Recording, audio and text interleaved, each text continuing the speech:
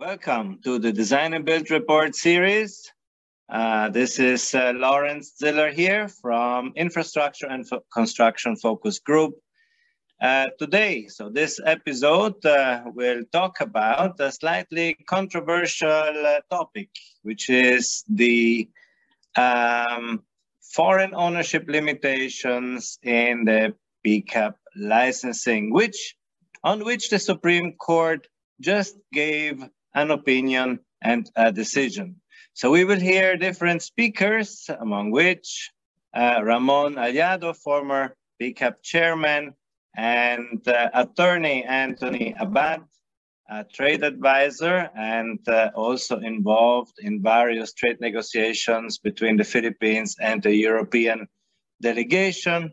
And then we will also hear from Maurizio Cellini, the head for Trade and Commerce for the EUD in Manila.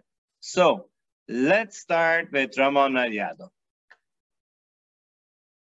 This is an old case, maybe over 10 years, and you can look it up. The digests, law digests have it. It's the Manila Water versus Philippine Contractors Accreditation Board. And basically, Manila Water was questioning that certain alleged foreign restrictions. Okay, now how did this come about? It's been in the books for quite a long time. Originally, it was the Professional Regulations Commission that issued licenses for contractors. Before, the licensing board was known as the Philippine Licensing Board for Construction Contractors, or PLBC. But during the term of President Marcos, a presidential decree was enacted, PD 1746. And that PD 1746 created the Construction Industry Authority of the Philippines. It is a very good piece of legislation because it, in effect, created an agency that will help the construction industry not only regulate or accredit itself, but also to let it grow. So among the things that he did was he transferred this licensing board into now what is known as the Philippine Contractors Accreditation Board. But however, that law, Republic Act 4566, is still in effect. Now, as you very probably well know, the practice of a profession in the Philippines is regulated. And there are certain limitations as to nationality. And that is where all of this originally came from. Unfortunately, because CIAP was put under the general supervision of the Department of Trade and Industry, the main reason why it was transferred to the DTI was because they realized that construction is not only a profession, but it's also a business. But somehow, what I think is the translation got lost in the way, and the Department of Trade people just simply looked at it as a business. And so here goes now foreign investments.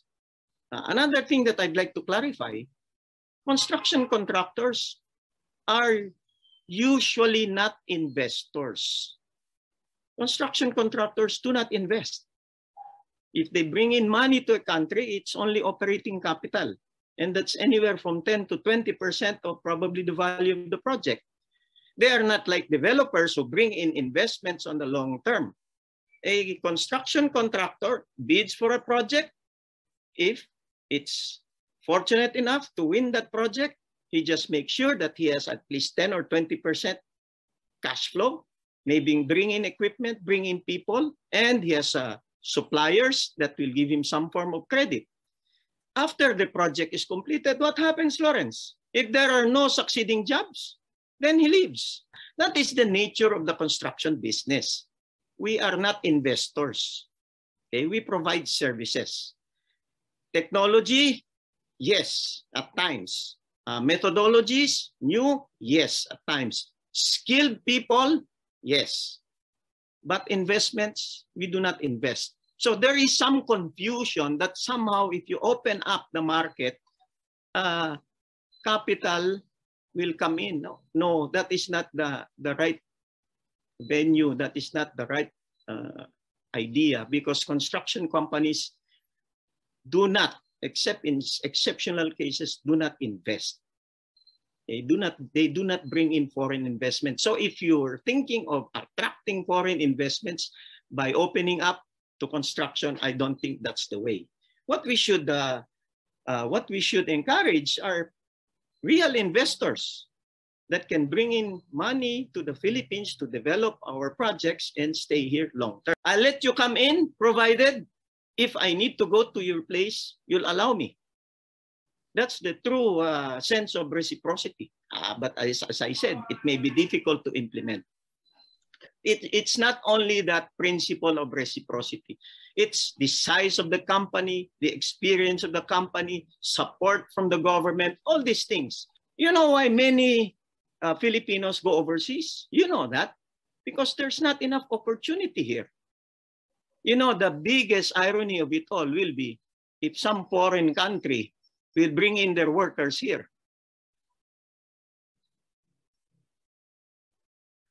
Is that happening? I think so. But it's ironical. I would say 20% of our working population is working overseas. And yet other countries will bring in workers to our country. You know, as a Filipino, I would say the first thing I would like the government to do probably is to attract these skilled workers, Filipino skilled workers overseas, to come over and help develop our country. I'm not saying that the foreigners cannot help develop our country. Of course, you have a role. Foreigners, foreign investors, those that can bring in technologies and methodologies, they are very welcome. And I think that is the key to the future, a longer lasting relationship rather than this just opening up and everybody can come in here. That's my view. So if we consider that the Philippines is part of the ASEAN, which is similar to the European Union, so in line of that, how much sense does restricting foreign ownership make when the objective of the ASEAN is to integrate all other countries in a wider market to become strong, a stronger unified market that can compete worldwide?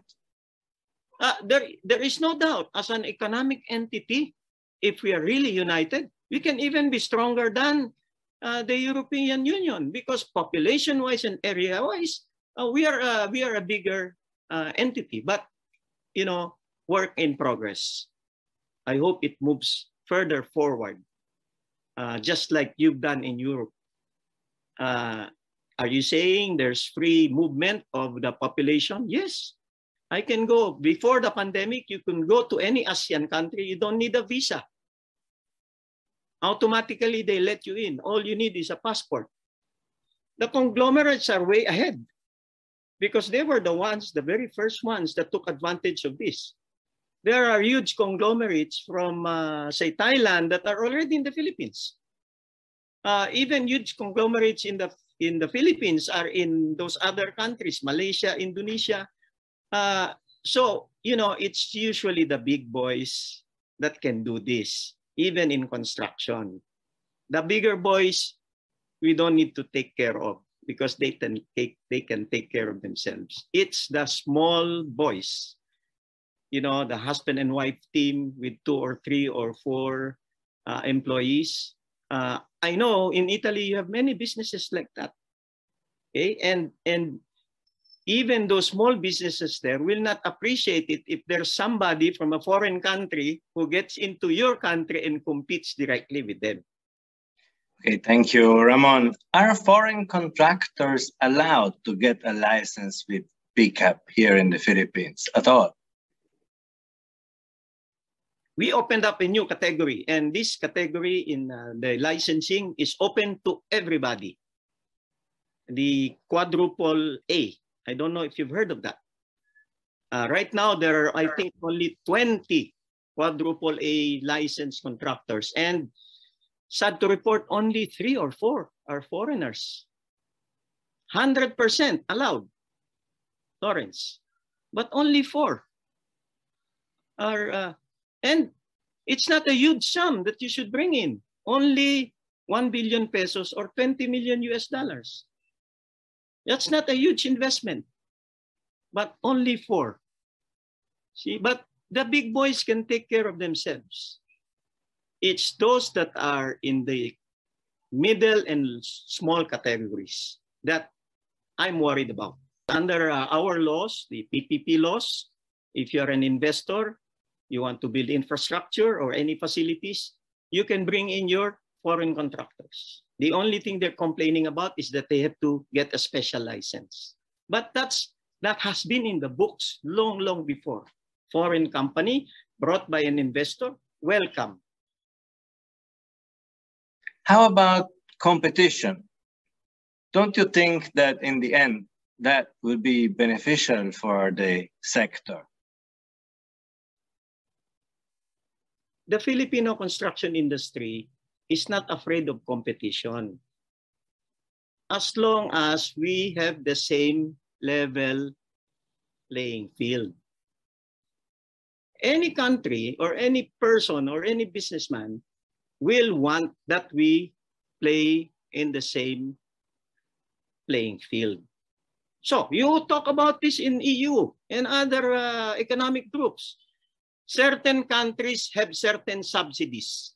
You know that.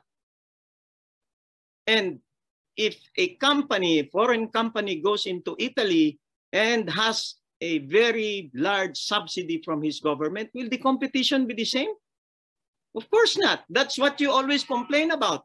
Am I right? They always complain. They discuss this in the European Parliament. Okay? Such and such country brings in heavily subsidized equipment, materials, etc. So, again, let me reiterate. No, we are not afraid of competition. And it is not true that there is no competition. There is. There is competition.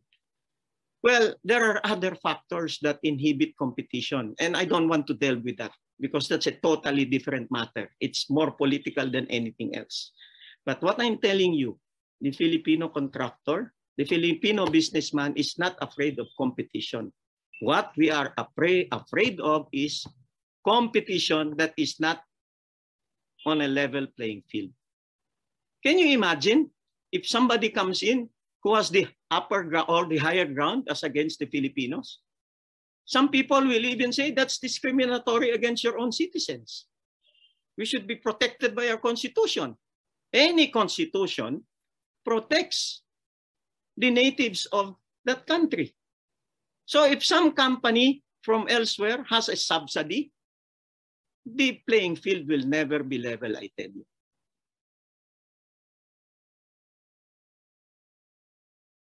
Okay, thank you very much. And now let us hear further from another speaker that may bring the whole topic or may present the whole topic from another angle. Ladies and gentlemen, let's hear from attorney Anthony Abad. Good afternoon, Lawrence. Thank you for inviting me to comment on PCAB versus Manila Water. Well, my initial take on this decision is, well, I've reviewed it and I agree with the Supreme Court. Remember, the Supreme Court is the highest court. The Supreme Court studies law and any issuances from the government should be, of course, studied very well in accordance with the Constitution and other laws. So I think they've done a thorough study, a thorough check, and it's a sound decision. And the practice of a profession, of course, is part of trade in services. And eventually, you will see that trade in services is going to evolve.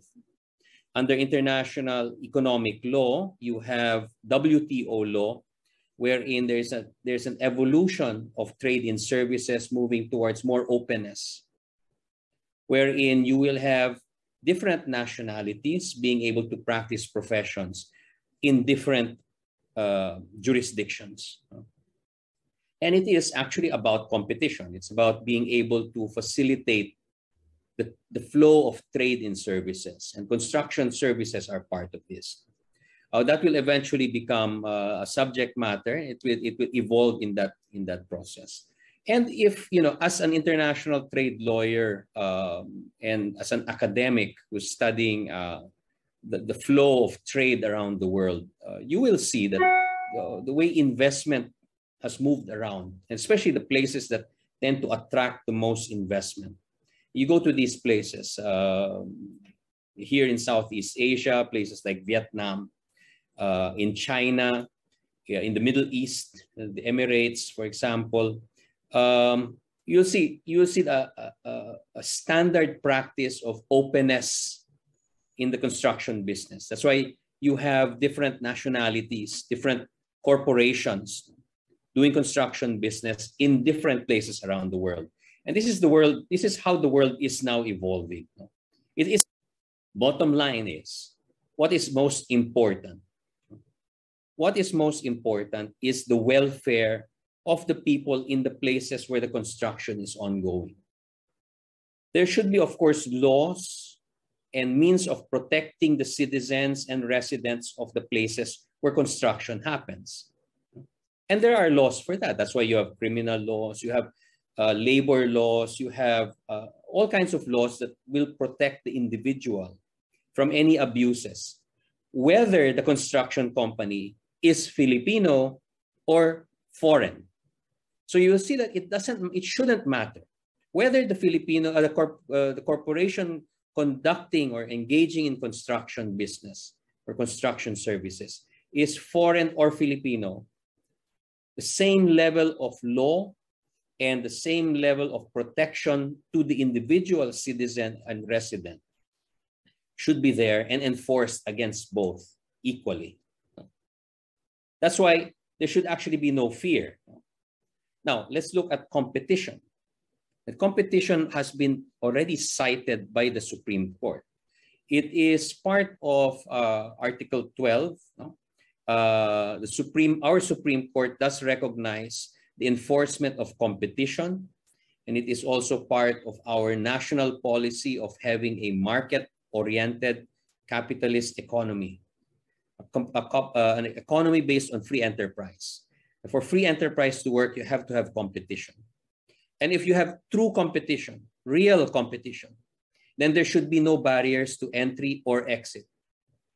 And barriers to entry includes discrimination between foreign and local.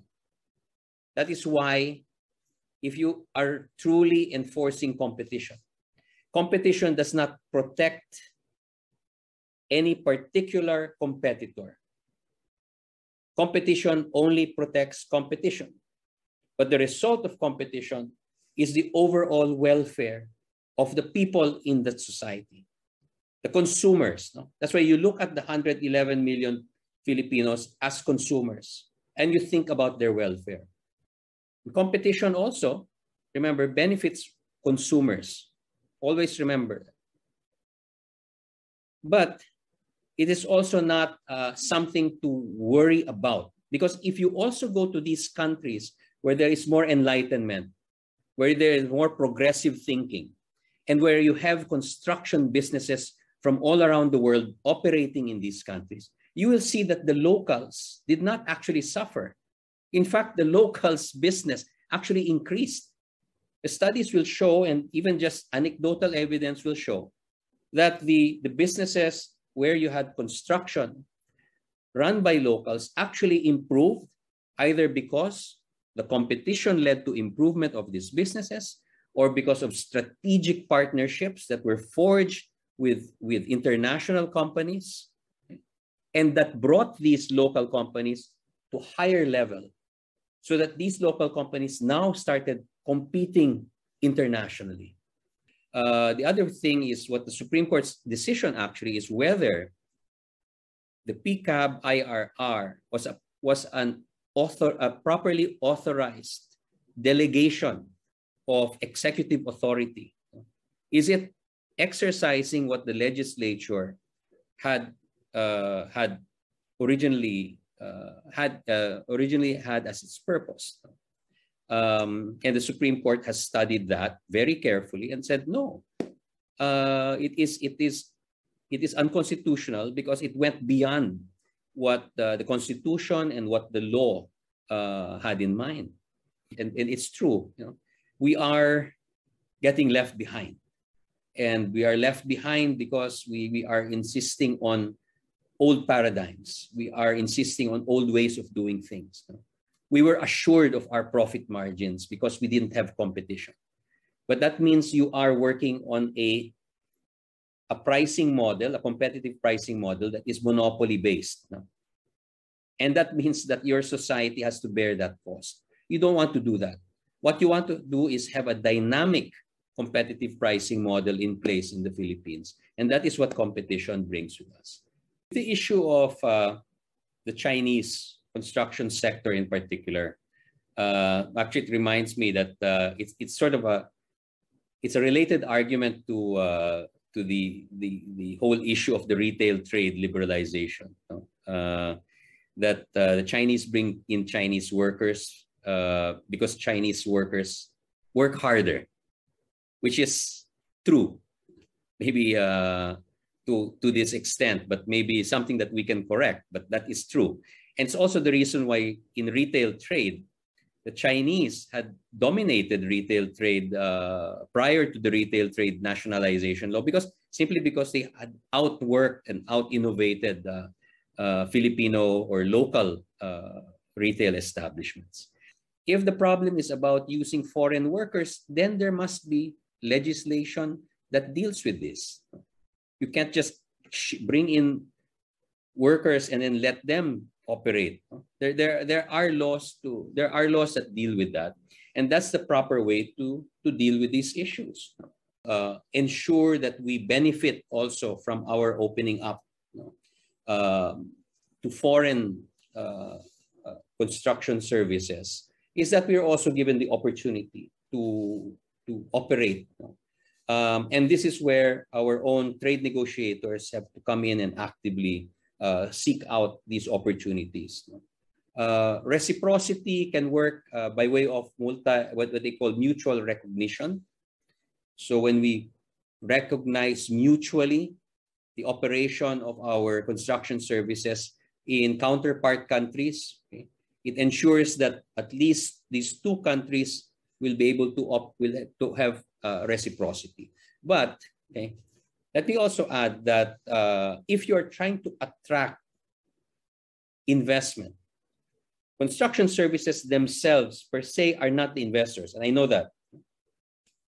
But construction services and construction activity in itself brings in all of these investment, all of this capital building, and all of the attention, okay, that will attract even more investment. So it has a multiplier effect. And it is when you open up without heed to reciprocity or the need for reciprocity, that makes you a more attractive area for investment. So it's actually more pragmatic, I think, to not have to require reciprocity.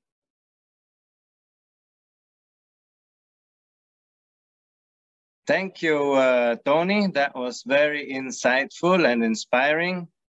Now, let's hear from our last speaker, that is Honorable Maurizio Cellini, Head for Trade and Commerce of the EU delegation in the Philippines. We have seen a recent decision by the Supreme Court of the Philippines strike down the nationality requirement for contractors' licenses. We think that this is good news for the entire construction and public procurement sectors.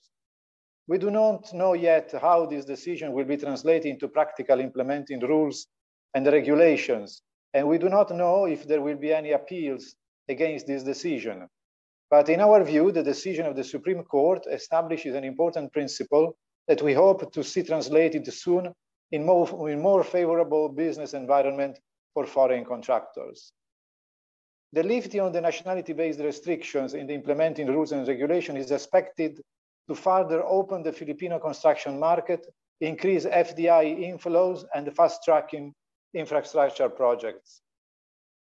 Considering the huge need for new infrastructure for the Philippines and the commitment of the administration through important projects like the Build, the Supreme Court decision opens up new opportunities to foreign contractors who can bring to the Philippines new products, new technologies, and innovative practices which can usually benefit the build-up of the Philippines infrastructure. A good number of European construction companies already operate in the country, but with this decision, we can expect a substantial increase in the presence of EU contractors.